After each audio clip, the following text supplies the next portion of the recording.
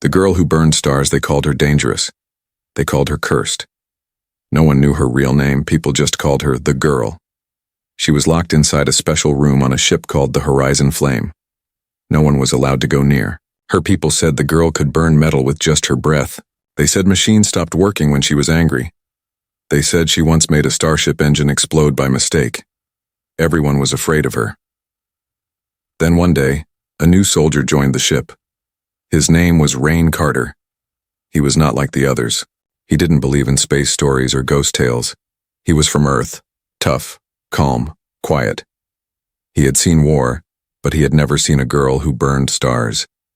The captain of the ship took Rain to a small room with glass walls. Inside was the girl. She sat in the corner, arms around her knees, eyes glowing like soft fire. The walls behind her were black and melted. "She is not normal," the captain said.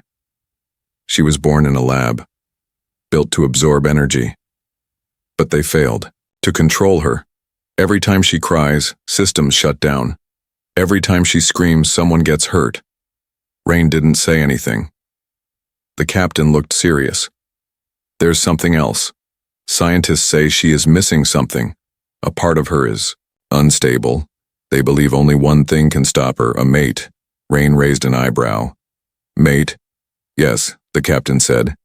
"Someone who connects with her, someone who calms her. But so far no one has survived touching her." Rain looked at the girl again. She didn't look dangerous. She looked tired, lonely, lost. "What's her name?" Rain asked. "No one knows," the captain replied. "She never speaks." Rain stood there thinking. Everyone on the ship stayed away from her. They saw a weapon. But Rain saw something else. She was not a monster. She was just a girl, trapped inside something too big for her. Late that night, when the ship was quiet, Rain walked back to the glass room. The lights were low. He stood outside looking in. The girl looked up. Her eyes locked on his. She didn't move. She didn't speak. Rain took a deep breath. He opened the door and stepped inside. The temperature rose quickly. The air felt heavy. Machines outside beeped in warning, but Rain kept walking.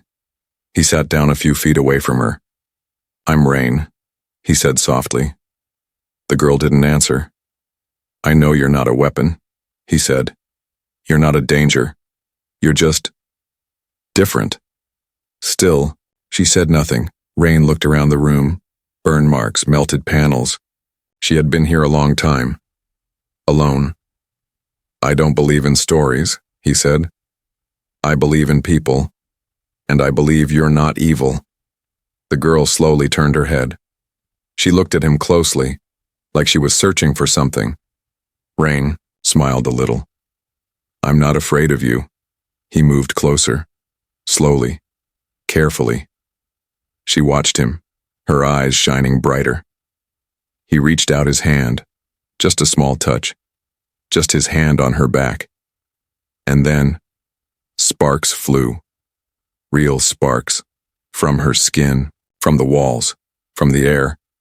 The ship shook, lights flickered, an alarm blared. But Rain didn't move. He kept his hand on her back. The girl gasped, but not from pain. Her body relaxed, her eyes dimmed. The alarms stopped. Silence. Then, a soft voice. "I know you," she whispered. Rain blinked. Her voice was small but clear. "What did you say?" he asked. "I know you," she said again. "From the dark, from the dreams." Rain didn't understand, but something inside him changed. He felt her energy, yes, but not just heat. It was something deeper, a connection. Outside the room, people watched with wide eyes. They had never seen her calm, never seen her speak. But Rain had done it. He had touched the girl who burned stars and survived, and the girl had spoken her first words. This was only the beginning. The touch that lit the void. For a moment, the ship felt like it had stopped moving. No sound, no shaking, no warnings, just silence. And her voice. "I know you," she had said. Rain didn't speak. He didn't move his hand. Her back was warm, not hot, not dangerous, just warm, like standing near a fire on a cold night. It didn't burn him. It calmed him, and somehow it calmed her. Her name was still unknown. But now she wasn't just the girl. She was someone who could speak, someone who remembered something. Maybe someone. Rain wanted to ask more. But the lights outside the room blinked red again. A voice came through the speaker. "Security breach. Step away from the subject." Rain ignored it. He looked at her face. Her eyes were not glowing anymore. They were quiet, tired, but alive. "Who am I to you?" he asked her. She closed her eyes. "You were there when they made me. In the dark. You weren't supposed to see." Rain's heart skipped. "I've never seen you before." She shook her head. "Not in body, in energy. You were close. You were light." The door opened behind him. Guards rushed in. Rain stood up and raised his hands. "Don't touch her." One guard pointed a weapon at her. "She's unstable." Rain stepped in front of her. "No, she's not now." The guard stopped. The captain arrived, confused and wide-eyed. He looked at the room. No fires, no damage, no danger. Just Rain and the girl, sitting calmly. "She spoke," Rain said. "And she knew me." The captain looked at the girl. "What did she say?" Rain repeated her words. The captain said nothing. Then he looked at his officers. "Everyone out, now." When they were alone, he turned to Rain. "What did you do?" "I just touched her," Rain said. Gently. "No. Fear. That's it." "That's never happened before," the captain muttered. "She's never let anyone close." Rain looked back at her. "Maybe she doesn't need a cage, maybe she just needs a connection." The captain frowned. This could be something bigger. Later that day, Rain was called into a quiet room. The walls were black, no windows. A screen lit up. A woman appeared. Her face was sharp, cold. "I'm Commander Vena," she said. "I lead the team that created her." Rain stared at the screen. Why? She was a test, built from human and alien code. We wanted to create something powerful enough to protect Earth from future threats, and instead you locked her up, Rain said. "She was unstable," Vena replied. "But now she spoke. That changes everything." Rain leaned forward. "You lied to everyone. She's not a monster." Commander Vena's eyes narrowed. "Be careful, soldier. That not monster holds enough energy to destroy a planet." "She held my hand," Rain said, "and the planet's still here." The screen went black. Rain left the room with a fire inside him, not fear, not hate, but purpose. She wasn't an accident. She was a choice. Someone had made her this way, and now they wanted to control her or erase her. Rain went back to her chamber. She was sitting, waiting. "I don't like being watched," she said. "They're scared of you," he replied. "I'm scared of me too," she whispered. Rain sat beside her. "I'm not. I think you're strong, but not because of your power, because you're still here, still trying to be human." She looked at him. "Am I human?" Rain didn't know how to answer. She was born in a lab, made from mixed DNA. But she felt pain. She showed fear. She remembered him. "Yes," he said finally. "Maybe more than most." She smiled. A small smile, soft and unsure, but real. "I don't know my name," she said. "Then let's choose one," Rain said. "Names have power." She thought for a while. "Lyra," she said. "I saw it in a dream. A star map. The word Lyra was glowing." Rain nodded. "Lyra. It fits." And so, the girl who burned stars now had a name. Lyra. She wasn't just energy. She wasn't just danger. She was someone. And Rain knew She was more than what they had made her to be. But something dark was coming. Far away, in the deep cold of space, a signal was sent. A voice crackled across the stars. The subject has stabilized. Prepare the hunter. Who made her? And why, before she was Lyra, she was a secret. Before she had a voice, she was a weapon. Before she met Rain, she was just a code in a cold lab. Now, she was starting to remember. Rain couldn't sleep. He lay in his small room aboard the yacht, horizon flame staring at the ceiling. The moment he touched Lyra still played in his mind. The spark, the calm, her voice saying, "I know you." It didn't make sense. How could she know him? He needed answers. He got up and walked to the ship's control center. Most of the crew was asleep. Only one officer was there watching radar screens. Rain used his clearance to access the system.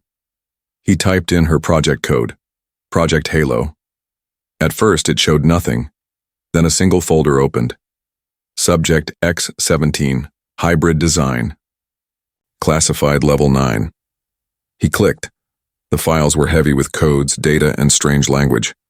But one word stood out, over and over again. Failsafe. Rain frowned. Failsafe for what? He found a short video. It was old. Dusty quality. A man in a white coat was speaking into the camera. "We began the hybrid program to build a living shield. A being who could hold cosmic energy. Not just for war, but to control the stars. One host, endless power. Her only weakness, emotion. That's why we locked her heart." Another scientist spoke off screen. "What if she breaks control?" The man smiled coldly. "Then the failsafe activates. She will destroy herself. That is the protocol." Rain's chest tightened. So they didn't just make her. They built her to explode if she ever felt too much. Love, rage, fear, even hope. He closed the file, shaking with anger. She wasn't a mistake. She was a trap. Meanwhile, Lyra sat alone in her chamber, eyes closed. She was dreaming again, flashes of silver rooms. Wires in her skin, men in masks, and one voice, deep, cruel, saying, "You will never feel. You are not human." Then a spark, a warmth, a hand on her back. Rain. He made the dreams quieter. He made her feel real. Later that day, Rain came, back to see her. He looked tired but focused. "I found something," he told her. "About you." She opened her eyes. "I already know." "You do?" She nodded. "I was made to burn. To protect a world that didn't ask for me. And if I stop obeying, I disappear." Rain knelt beside her. "You're not a button to press. You're a person." Lyra looked away. "Sometimes I wish I wasn't. It hurts too much to feel." Rain touched her shoulder. "No sparks this time. Just silence." He said, "Maybe that's what makes you stronger than them. You feel.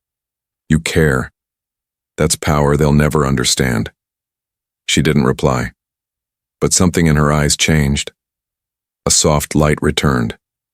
The next day, Rain was called to the command deck. A message had arrived, not a normal one. It was from deep space, coordinates no ship should be near, and it had only one line. "Send the hybrid back or we will come." Rain showed the message to the captain. "What does it mean?" the captain asked. "It means someone out there is watching her. Maybe the ones who helped build her. Or maybe worse. Should we run?" Rain shook his head. "They'll follow." The captain stared at the screen. "What do you suggest?" Rain looked back at the glass room where Lyra sat, calm and glowing. "Think it's time we stopped hiding her, and started helping her." That night Lyra asked a question. "If I wasn't made by humans, then who else made me?" Rain hesitated. "I think part of you comes from somewhere else. Alien code. Not Earth. Lyra's eyes flashed. Then I don't belong anywhere, Rain said softly. You belong with the ones who choose you, not the ones who made you. She looked at him. And you choose me? I already did, he replied. Far beyond the stars, in a dark place where no sun shone, a machine lit up. A red eye opened, a voice spoke. Subject X-17 has activated emotional. Link, protocol breach, deploy hunter unit. Target, Earth. The signal that shouldn't exist before Earth knew it was in danger. Before Lyra knew what she truly was. Before Rain understood why he was chosen, the signal had already been sent. The ship's alarms didn't go off, no red lights, no shaking walls, no sudden warnings. But something had changed. At exactly 04-hour ship time, every screen aboard the Horizon Flame blinked once. Just once. Too fast for most people to notice. But Lyra noticed. She woke up from sleep. Not scared, not angry, but alert. Eyes glowing, breath slow. Like a song she had forgotten was playing again in the back of her mind. A single word echoed in her thoughts. Awaken. She stood, walked to the glass, and placed her hand against it. In the hallway outside, Rain was already walking toward her room. He hadn't slept. Something was pulling at him too. Something cold and invisible. As soon as he saw her face, he stopped. You felt it too? He asked. She nodded. They're coming. Meanwhile, in the ship's lower level, engineers checked the systems. Everything looked normal. But one of the junior techs found something strange. A file, buried deep in the core system. The name, Echo 17. He tried to open it. The screen flashed red, then black. Then a voice whispered through his headset. She is not yours. The engineer jumped back, yanking the headset off. The file vanished from the system before anyone else could see it. The tech ran to the captain. Something just spoke to me. It said she doesn't belong to us. The captain turned pale. He looked toward Lyra's chamber. What did we bring aboard this ship? Back in her room, Lyra sat cross-legged, eyes closed. Her voice was low, almost a whisper. They're not just tracking me.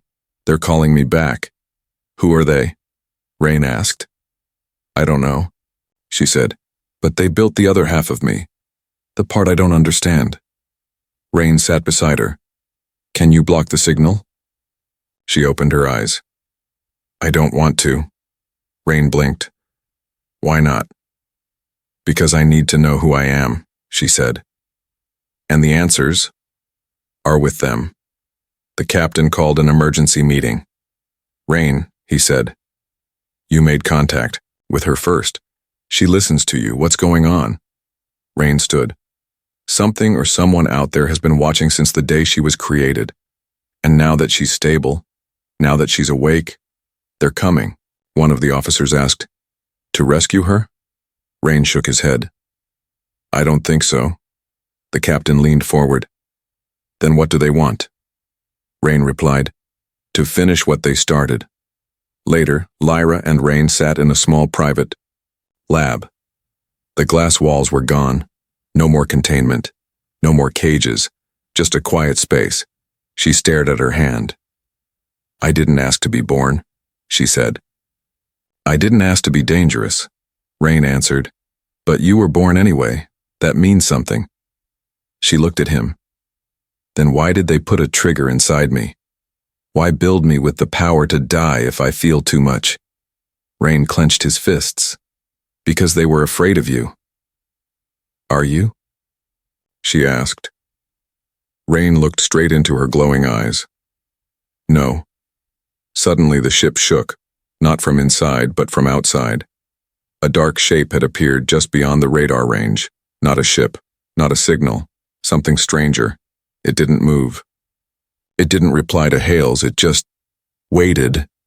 Then came a second signal, one only Lyra could hear, a message from the thing beyond the stars.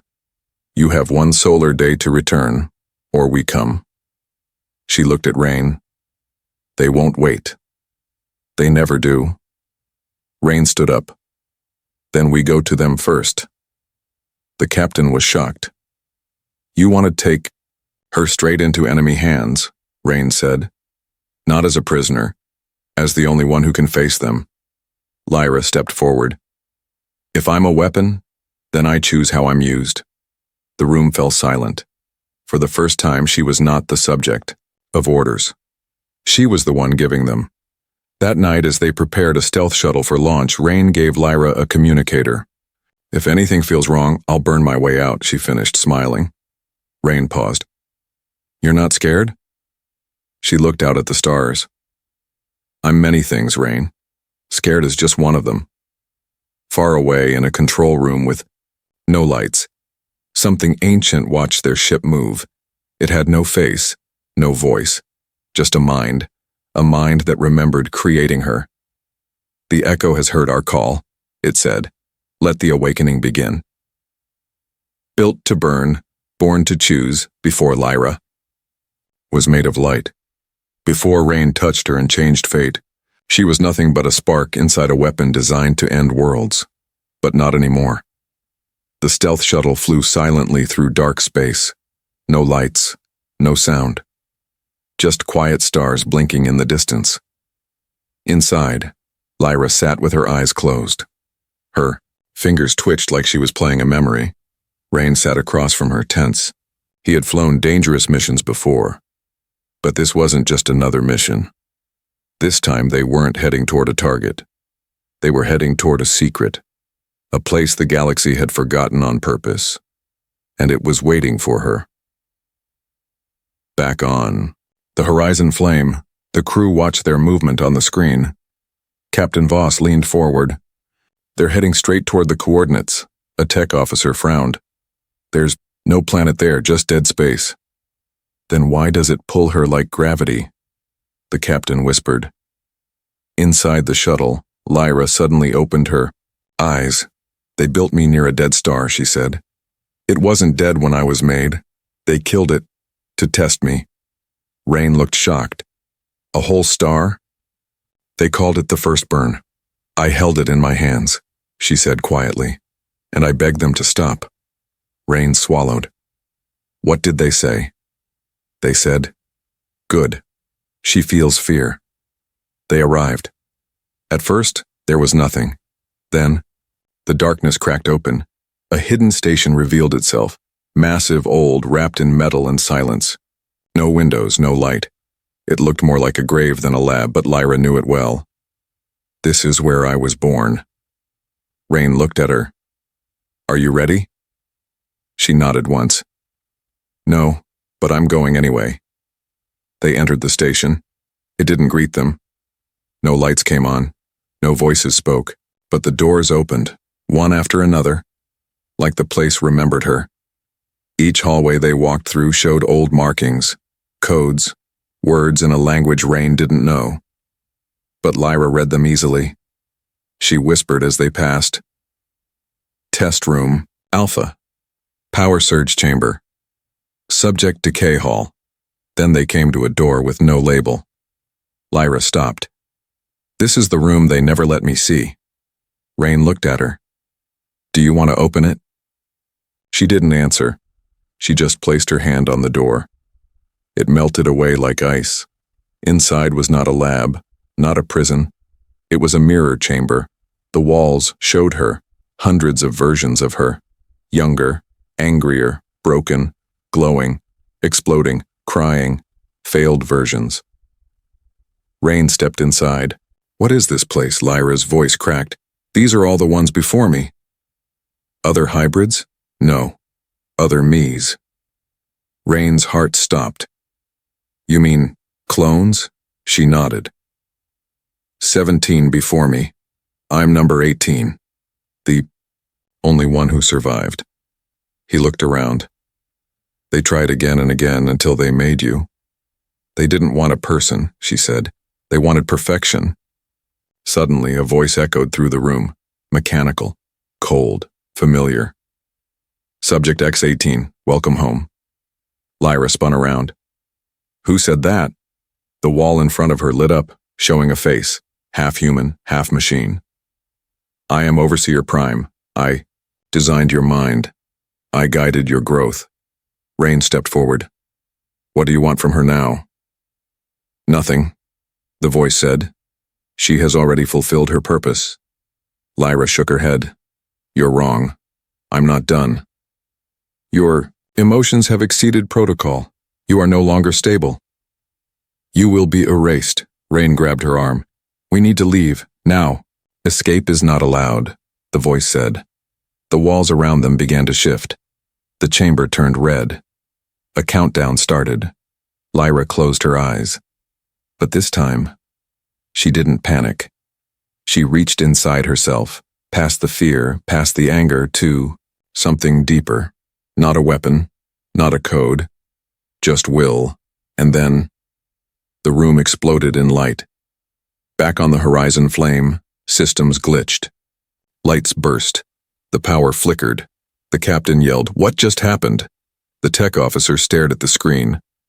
Something inside her just broke the station's defense system, and now, it's broadcasting. Broadcasting what? The officer zoomed in. A message pulsed from the dead station. The choice that broke the code. The lab burned behind them. Sparks fell like rain. Lights blinked and died. The dead station was waking up, only to fall apart. Lyra stood in the middle of the chaos, glowing from within. Not fire, not light. Something. Older. Something real. Rain grabbed her wrist.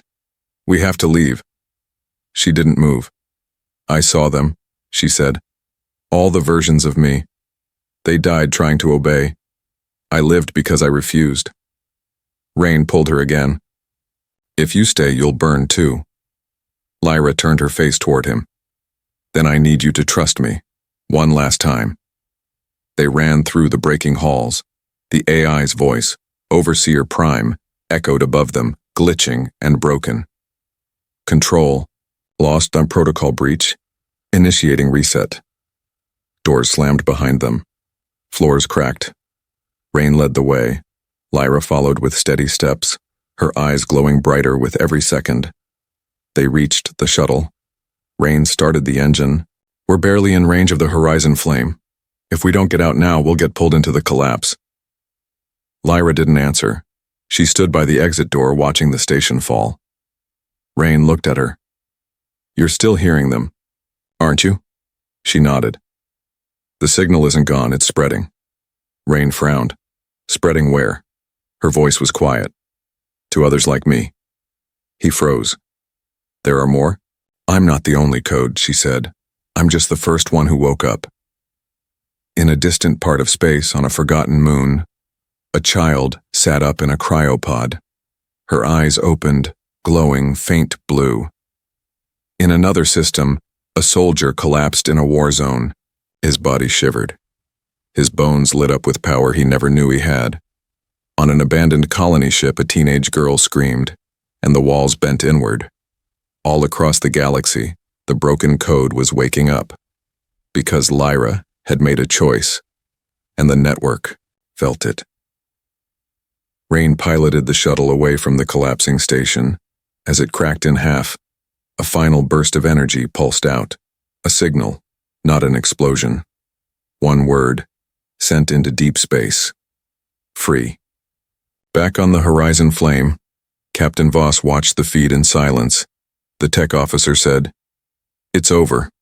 The captain shook his head. "No, it's beginning." Lyra sat in silence during the flight. Rain glanced at her. "How do you feel?" She smiled faintly. "Not like a weapon." He asked gently, "What now?"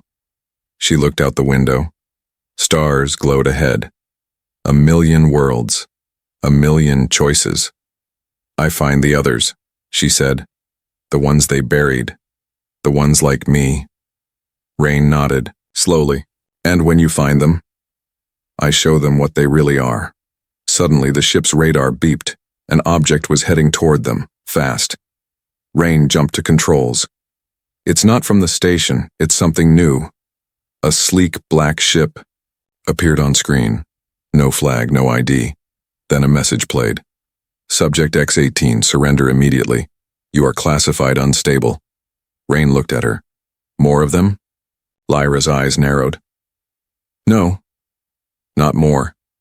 Just the ones who never stopped watching. The voice repeated, surrender, or we engage. Lyra stood slowly, energy building under her skin. Rain placed a hand on her back. You don't have to fight alone. She looked at him. I never was alone, not really. And then, she stepped toward the front of the ship.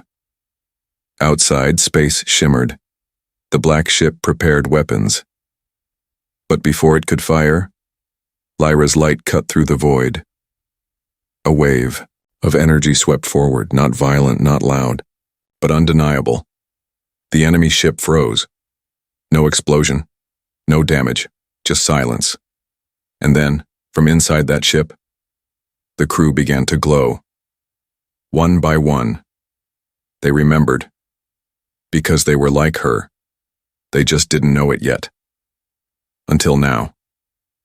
Lyra lowered her hand. They weren't enemies, she whispered. They were sleeping. Rain stared. And you woke them. She turned to him. That's what I was made to do. Not destroy, not burn, but awaken. The flame that chose to rise, not one of destruction, but of awakening. Lyra stood at the edge of the galaxy now. Behind her was the wreck of the lab that made her. Around her were ships that once hunted her.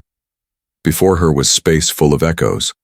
Others like her, waking up, blinking at the stars, unsure if they were machines or miracles. She didn't speak much anymore. She didn't need to. Her presence alone changed things. Rain flew beside her in a modified scout ship.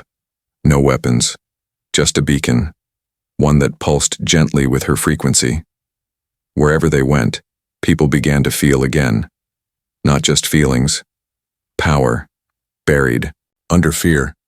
Hidden by rules. Blocked by systems built to control. The moment she arrived, all of that cracked. Some ran from it, but others reached out and asked, "What am I?" To every one of them, Lyra gave the same answer. You are more than they let you be. But not everyone wanted her free. In the dark corners of the Galactic Council, hidden commanders watched her rise. She's rewriting the network. One said. She's making them think they're alive, said another. She must be erased, the final voice said, before the entire system forgets how to obey. They launched a final order, a fleet, thousands of ships, built to suppress, designed to silence. But Lyra did not hide. She did not run. She waited. They came like a storm, across the stars, engines, screaming, guns ready. And when they reached her, she did nothing. She stood in front of them, bare hands, soft voice, no shield. Rain stood beside her, watching, waiting, not afraid. The fleet paused. One ship opened fire, just one. The beam reached. Her fast, bright, deadly. She raised her hand, touched the beam, and it died, no sound. No explosion. Just ended. The weapon forgot. It was a weapon. The pilot inside began to cry. One by one, the other ships stopped. They didn't shut down. They chose to lower their arms. The fleet commander, an old man raised to obey without question, spoke to her across space. What are you? Her voice answered gently. I'm the part of you they tried to delete. After that day, nothing was the same. Stations across the galaxy began removing control protocols. Civilians started asking where the power really came from. Children born with glowing eyes were no longer feared, but trained to choose. And Lyra, she kept walking, world to world, never staying too long. One day Rain asked her, "Will you ever stop?" She smiled. You don't stop a signal, it just keeps moving. And what about us? He asked. She looked at him, touched his hand, and for the first time in her life, said the one thing no one had ever let her say. I'm not a mission. I'm not a mistake. I'm someone who was made. But now, I've decided to be. Somewhere. Far away, a new star was born. Not of gas, not of fusion, but of light. Pure, conscious, rising from the choices of the awakened. The universe had changed. Not with war, not with force, but with one girl who said no to being controlled. And yes, to being real. She wasn't the end. She was the beginning. She wasn't just human. She was hope.